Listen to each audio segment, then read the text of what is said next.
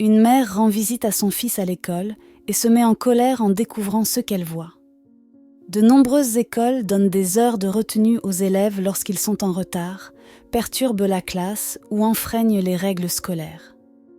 La plupart des parents comprennent cette pratique. Lorsqu'un enfant se comporte mal, il doit en tirer une leçon.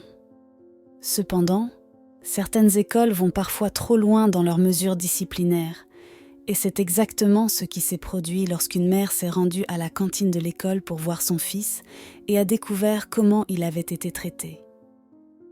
Hunter Camelo, élève de première année à l'école primaire Lincoln à Grants Pass, dans l'Oregon, était en retard à l'école une fois de plus. Sa mère savait qu'il aurait des ennuis, car c'était la 3e fois. Elle s'attendait à ce qu'il ait 1 heure de retenue.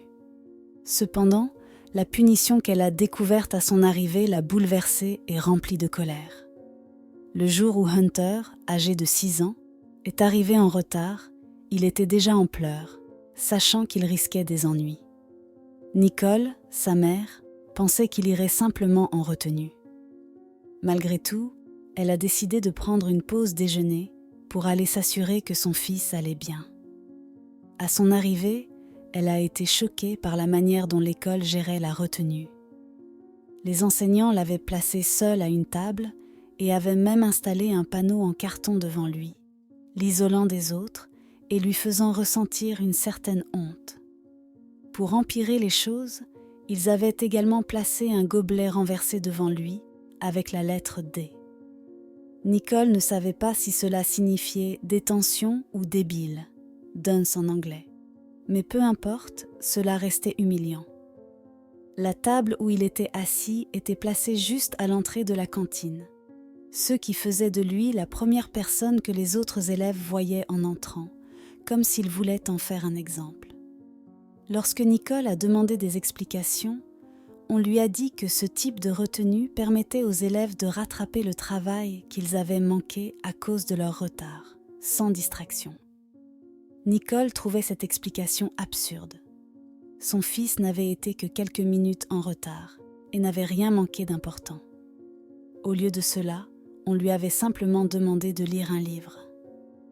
Ce qui a vraiment rendu Nicole furieuse, c'est le fait que son fils était puni pour quelque chose dont il n'était pas responsable. Hunter avait été en retard à cause de ses propres difficultés. Nicole souffre d'ostéoporose, une maladie qui affaiblit ses os et lui cause de fortes douleurs.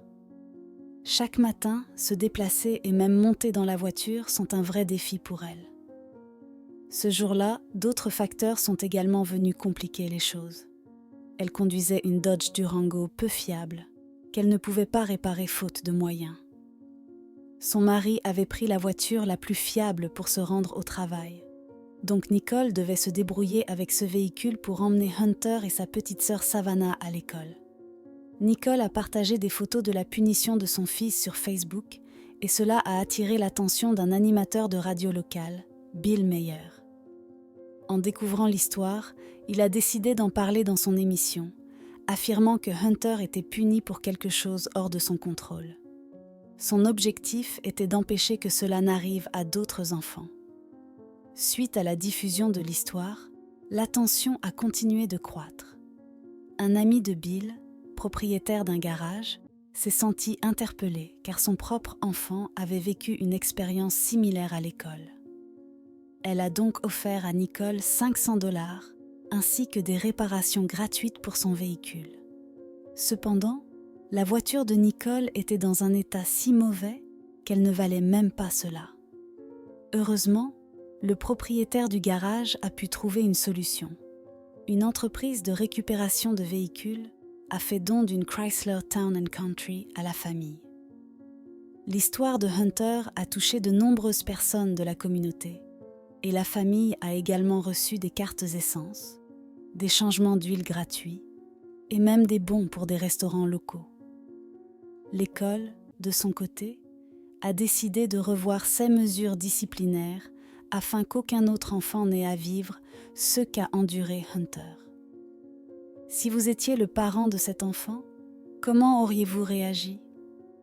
Partagez vos réflexions dans les commentaires et abonnez-vous pour plus d'histoires.